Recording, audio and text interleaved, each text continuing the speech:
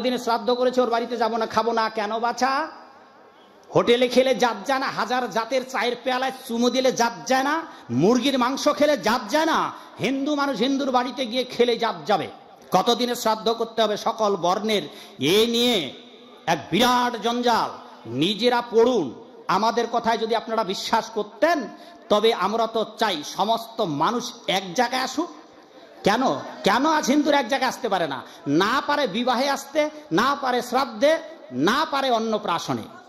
অন্নপ্রাশনে আপনাদের খুলনায় জানি না কে দেয়, কোনো জায়গায় মামা দেয় বাচ্চার মুখে অন্ন, কোনো জায়গায় দাদু দেয়, কোনো জায়গায় ব্রাহ্মণ পুরোহিত দেয়। এরকম আছে না? এক এক জায়গায় এক এক রকম। কোনো জায়গায় শ্রাদ্ধ আমিষ দিয়ে করে, কোনো জায়গায় শ্রাদ্ধ নিরামিষ করে। কেন বাবা? গীতা কি 14 খানা না গীতা একখানাই? শাস্ত্রের বিধি একটাই, তবে এতগুলা কেন হলো? এটার কারণ হচ্ছে আপনারা গ্রন্থ পড়েন। আর শাস্ত্রীয় প্রমাণ ভগবত গীতায় পড়ে দেখুন। ইয়ান্তি দেবান পিতৃ জান্তি পিতৃবতা ভূত জান্তি ভূতেজ্জা মত জাজিন হোপি মাম। এই শ্লোকের দ্বারাই প্রমাণ হয়, হে অর্জুন, যারা দেবদেবীর পূজা করে তারা দেবলোকে যাবে, যারা ভূত প্রেতাদির পূজা করে তারা ভূতলোকে যাবে। মত জাজি নহপি মাম, যারা আমার পূজা করবে তারা আমার বৈকুণ্ঠে যাবে। দেবলোকে গেলে তেতং ভুক্তা স্বর্গলোকং বিশালং ক্ষীণে পুণ্যে মর্তলোকং বিশন্ত। আপনি যদি দেবদেবীর পূজা করেন, কর্মী জ্ঞানী যোগী ধ্যানীর চিন্তা ভাবনা নিয়েই জগৎ থেকে বিদায় নেন, back in this material world again, গতাগতি পুনঃ পুনঃ ভবে ক্ষীণে পুণ্যে মর্তলোকং বিশন্তি। আবার এই জগতে আসতে হবে। পরিণামটা এটাই যে আপনার দেবদেবী পূজা করবেন, বিফলে যাবে না, স্বর্গে যাবেন, ভগবানকে পাবেন না, মরে যাবেন, এই জগতে আসবেন। আর যদি গোবিন্দের পূজা করেন, গোবিন্দের কাছে যাবেন, মরে যাবেন না, গোবিন্দের কাছ থেকে আর অনন্তকালে বেদনার জগতে আসতে হবে না। এখন নির্বাচন আপনারা করবেন, কি করবেন? দেবতার ভক্ত হয়ে যাবেন, স্বর্গসুখ ভোগ করে আবার আসবেন, মরবেন, আবার 84 লক্ষ জনই ভ্রমণ করবেন, নাকি একবারে গোবিন্দ ভজন করে গোবিন্দের কাছে চলে যাবেন, আর বেদনার জগতে আসতে হবে না? নির্বাচন আপনাদের। সর্ববর্ণের অশৌচ কতদিন? আপনারা দয়া করে, আমি 35 বছর ধরে এই বইটা আমি বড় দুঃখ পেয়ে লিখেছিলাম। যখন আমি নাসিরনগরে, ব্রাহ্মণবাড়িয়া নাসিরনগর, ব্রাহ্মণবাড়িয়া না নরসিংদীর নাসিরনগরে 52টা গ্রামের মীমাংসা করতে গিয়েছিলাম। এই শ্রাদ্ধ নিয়ে এর বাড়িতে যাবে না, ওর বাড়িতে খাবে না। কয়েকটা বাবা মা আমার কাছে কেঁদেছিলেন, যারা জামাইয়ের বাড়িতে যেতে পারছে না এই আমাদের ঘুণে ধরা সমাজের জন্য। এতদিনে শ্রাদ্ধ করেছে, ওর বাড়িতে যাবো না, খাবো না। কেন বাছা? হোটেলে খেলে জাত যায় না, হাজার জাতের চায়ের পেয়ালায় চুমো দিলে জাত যায় না, মুরগির মাংস খেলে জাত যায় না, হিন্দু মানুষ হিন্দুর বাড়িতে গিয়ে খেলে জাত যাবে। কতদিনে শ্রাদ্ধ করতে হবে সকল বর্ণের, এ নিয়ে এক বিরাট জঞ্জাল। নিজেরা পড়ুন। আমাদের কথায় যদি আপনারা বিশ্বাস করতেন, তবে আমরা তো চাই সমস্ত মানুষ এক জায়গায় আসুক। কেন কেন আজ হিন্দুরা এক জায়গায় আসতে পারে না? না পারে বিবাহে আসতে, না পারে শ্রাদ্ধে, না পারে অন্নপ্রাশনে। অন্নপ্রাশনে আপনাদের খুলনায় জানি না কে দেয়, কোনো জায়গায় মামা দেয় বাচ্চার মুখে অন্ন, কোনো জায়গায় দাদু দেয়, কোনো জায়গায় ব্রাহ্মণ পুরোহিত দেয়। এরকম আছে না? এক এক জায়গায় এক এক রকম। কোনো জায়গায় শ্রাদ্ধ আমিষ দিয়ে করে, কোনো জায়গায় শ্রাদ্ধ নিরামিষ করে। কেন বাবা? গীতা কি 14 খানা না গীতা একখানাই? শাস্ত্রের বিধি একটাই, তবে এতগুলা কেন হলো? এটার কারণ হচ্ছে আপনারা গ্রন্থ পড়েন না, অন্যের শোনা কথায় কথা বলেন। আপনারা নিজেরা পড়েন না, সেই জন্য আপনারা নিজেরা পড়ে সিদ্ধান্ত নিন। এখানে নোট দেওয়া আছে, সেই জন্য আগে প্রথমেই বলেছি শ্রাদ্ধ নিয়ে আমি জানি গোলমাল আছে আপনাদের মাঝে, তাই গোলমাল না করে একটা মিনতি করি বিদায়কালে, 3টা জায়গায় আপনারা আমিষ বন্ধ করুন তো। 1, ছেলেমেয়েদের অন্নপ্রাশনে। 2, শুভ পবিত্র বিবাহে, ছেলেমেয়েদের বিবাহে মাছ মাংস করবেন না। 3, বাবা মার শ্রাদ্ধে।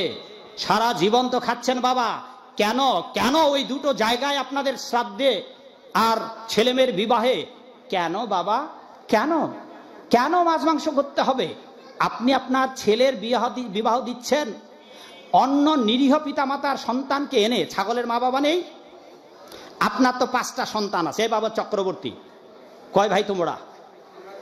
3 ভাই, একটা বিয়ে হয় নাই। এইবার এক ভাই যখন বিয়ে করবে, তারপর একটা ভাইকে কেটে নরমে তো যজ্ঞের আয়োজন করে খাওয়ায় দেয়, বিদায় দিলেও ভালো হয় না? চক্রবর্তী বাবা ছেলে বিয়ে দেবেন, আর বাজার থেকে একটা ছাগল নিয়ে আসবে। ছাগলের মা বাবা নাই? ছাগলের মা বাবা আছে? কেমন মনুষ্যত্ব হয়ে আপনারা, কেমন মানুষ! নিজের সন্তানের বিবাহ উৎসবে আনন্দ করবেন, কন্যার বিবাহ উৎসবে আনন্দ করবেন, আর এক নিরীহ বাবা মার সন্তানকে এনে ভাগবত পড়েন। সেই ভাগবতেই বলে দেওয়া আছে নবম স্কন্ধে, সোজা দশম স্কন্ধে যেখানে ভগবানের লীলা, ওই জায়গায় পর্যন্ত বলে দেওয়া আছে আপনি যাদেরকে হত্যা করছেন পরজন্মে ওরা আপনাকে হত্যা করবে। সেই জন্যে 3 জায়গায় আপনারা নিরামিষ করুন। 1, বাচ্চাদের অন্নপ্রাশনে, জীবনের প্রথম অনুষ্ঠান। দ্বিতীয়ত, শুভ পবিত্র বিবাহে, পবিত্র বিবাহটাকে অপবিত্র করবেন না। মাছ আর মাংস খাবেন না। মাছ আর মাংস স্বভাবতই অপবিত্র।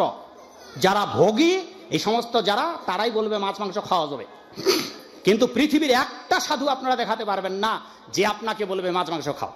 বিবাহে, অন্নপ্রাশনে এবং বাবা মার শ্রাদ্ধে যুগ যুগ ধরে দিয়ে এসেছেন, আর দেবেন না, আর দেবেন না, দেবেন না, দেবেন না। অন্তত সারা জীবন খান খান। 3টা জায়গায় আপনারা সামাজিকভাবে আন্দোলন করুন।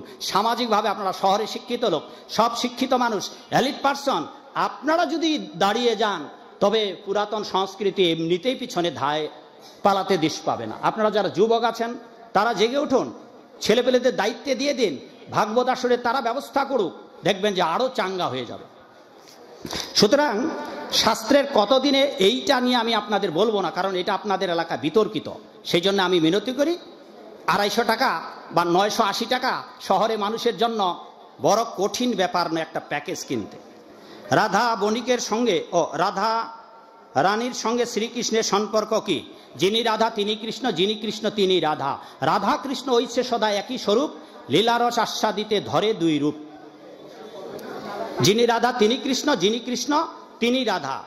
অনেকে বলেন রাধা প্রেমিকা আর কৃষ্ণ প্রেমিক। এইটা যারা মূর্খ, যারা জানে না তাদের কাছে, তারা নাগরিক কিন্তু তত্ত্বগতভাবে একই বস্তু।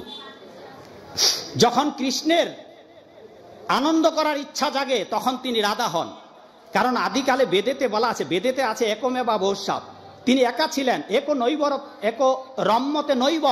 শুনুন কথাগুলো খুব তাড়াতাড়ি বলে দিচ্ছি। একা একা আনন্দ করা যায় না। অনাদিকালে একাই গোবিন্দ ছিলেন, একা আনন্দ করা যায় না। আপনারা সবাই যদি প্রসাদ পেতে যান, আমি এখানে একাই বলতে পারবো বাবা? বলতে পারবো না। এইবার যেহেতু ভগবান অনাদিকালে একা ছিলেন, তার আনন্দের জন্য নিজে বেদে, ঋগ বেদে বলা হলো, ঋগ বেদেতে বলা হলো দেধাপতয়ে। ভগবান শ্রী গোবিন্দ এবার 2 জন হলেন, তিনি নিজে রাধারানী হলেন। সুতরাং রাধা অন্য কেউ নয়, যিনি রাধা তিনি কৃষ্ণ, যিনি কৃষ্ণ তিনি রাধা। শুধু লীলার আস্বাদিতে ধরে 2 রূপ। এখন বাবা আর এইগুলো এত বিস্তারিত বর্ণনা করা যাবে না। গৃহস্থ বৈষ্ণবের কি দেবতা পূজার প্রয়োজন আছে? গাছের কেউ কোনো মালি যদি গাছ লাগায় কোথায় জল দেবে? গোড়ায়। তাইলে আর ডালপালা জল দেওয়ার দরকার আছে? কৃষ্ণ ভক্ত যারা, তারা দেবদেবী পূজা অমান্য করেন না, কারণ চৈতন্য মহাপ্রভু মান্যতা দিয়েছেন, আমরাও মান্যতা দেই। অনেক মন্দিরে আমাদের শর্ত আছে, ফলে সেই মন্দিরে গোবিন্দকে ভোগ দিয়ে ভোলানাথকে দেওয়া হয় ওই প্রসাদ, তারপর ওই ভোলানাথের প্রসাদ সবাই খায়। আপনারা যাবেন ঢাকায় আমাদের কেন্দ্রে স্বামীবাগ মন্দিরে, সেখানে দেখবেন রাধা গোবিন্দের পূজা করে ঘটা করে কীর্তন সমভিপ বাহারে জগন্নাথের প্রসাদ নিয়ে যাওয়া হয় ভোলানাথের কাছে। সেখানে মা আছেন, বাবা আছেন, ভোলানাথ আর ভোলানাথী মানে শিব শিবানী, তাদেরকে দেওয়া হয়। অনেকে বলেন ইস্কনের সাধুরা দেবদেবীর পূজা প্রসাদ খায় না। প্রসাদ খাবো যদি ব্রাহ্মণটা খাঁটি হয়, গোবিন্দকে নিবেদন করে প্রসাদ দেওয়া হয়, তবে আমরাই তো দেবদেবীর প্রসাদ খাবো, বরং আপনাদের খাওয়ার অধিকার নেই, কারণ আপনারা জিহব্বাটা দিয়ে মাছ মাংস খাসি পাটা খান, আবার ওই জিহব্বায় আপনারা আবার প্রসাদও খান, বরং আমাদের অধিকার বেশি আছে প্রসাদে। তা সেই জন্য মহাপ্রভু বলছেন বিষয়ীদের বঞ্চনা করে সাধুদের এই ভোগের ব্যবস্থা করো। এইটা আমরা বলি না কারণ আপনারা অনেকটাই রাগ করবেন, ওই এইরকম কথা আছে গোপনে আবার, না না না। সেই জন্য মহাপ্রভু শ্রীবাস অঙ্গনে কি করলেন, আগে দরজা বন্ধ ছিল, পরে দরজা খুলে দিলেন যে এবার সবাইকে প্রসাদ দিয়ে দাও। কলিযুগের মানুষ অধপতিত, সুতরাং এদের প্রসাদ খেয়ে কিছুটা ভক্তি হোক। সনাতন ধর্মে কি পশু বলির কথা আছে? উত্তর না। সনাতন ধর্মে পশু বলি আছে, বেদেতে পশু বলি আছে, কিন্তু কলিযুগে বলি নিষিদ্ধ। দয়া করে যদি কেউ মা কালীকে পাঠা বলি দেন, আপনারা আগামী দিনগুলা থেকে মা কালী দুর্গাকে পাঠা বলি দেওয়া বন্ধ করুন, নয়তো ওই পাঠা ছাগল উপযুক্ত দেহপ্রাপ্ত হবে, আর আপনি পাঠা ছাগল হবেন, আপনাকে সেও বলি দেবে। এটা কোথায় আছে? ভাগবত পড়ে দেখবেন, ভাগবতে আছে। প্রত্যেক ক্রিয়া এবং সমান বিপরীত প্রতিক্রিয়া আছে, এটা যেমন নিউটনের থার্ড ল, ভাগবতের এইরকম ল আছে। আপনি যাকে যাকে কাটবেন, যতগুলাকে কাটবেন, পর জনম জনম ভরে ততগুলা প্রাণী আপনাকে কাটবে, অন্য কোথাও যেতে হবে না, খালি ভাগবতেই পড়বেন। অতএব আপনারা মায়ের দুয়ারে পাঠা বলি দেবেন না, বরং পাঠার টাকা দিয়ে মাকে জিনিসপত্র অলঙ্কার আদি দেবেন, মা অত্যন্ত খুশি হবে। আরো সবচেয়ে মা খুশি হবে যদি গোবিন্দকে নিবেদন করে গোবিন্দের প্রসাদ, মৃদঙ্গ ঢাক ঢোল বাজিয়ে মাথায় করে গোবিন্দের প্রসাদ মায়ের মন্দিরে দিয়ে আসেন। তো মা কয়খানা হাত মায়ের? দুর্গা মায়ের 10 হাতে একেবারে প্রসাদ খেয়ে 10 হাতেই আপনাদের আশীর্বাদ দিয়ে। হরি বল। সনাতনীরা কি মাংস মৎস্য ভক্ষণ করতে পারে? পারে। খাও বাবা, খাও খাও, জন্মের খাওয়া খাও।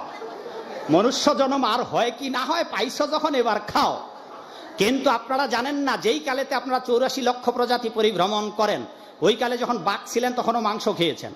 যখন জলের ভিতরে উট ছিলেন, উট বাবা, উট বুঝে আপনাদের এলাকার উট, জলের উট ছিলেন তখন মাছ খেয়েছেন।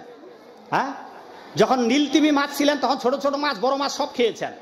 তিমিঙ্গিল বোয়াল মাছ ছিলেন তখন ছোট মাছগুলো এমনিতেই খেয়েছেন, সমস্যা নেই।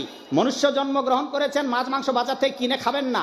যদি এগুলো খেতে চান, পরের জন্য আপনাকে বড় মাছ হয়ে দেবে সমুদ্রের জলপ্রাণী, তখন আপনি ধরবেন আর খাবেন। তখন বাজারে গিয়ে মশলা মুসলি কাটো বাটো রসুন পেঁয়াজ কিচ্ছু কিনতে হবে না, খাই ধরবেন আর খাবেন, ধরবেন আর খাবেন। মুখ ঘা করবেন আর ঢুকে পড়বে আর গিলবেন, ঘা করবেন আর।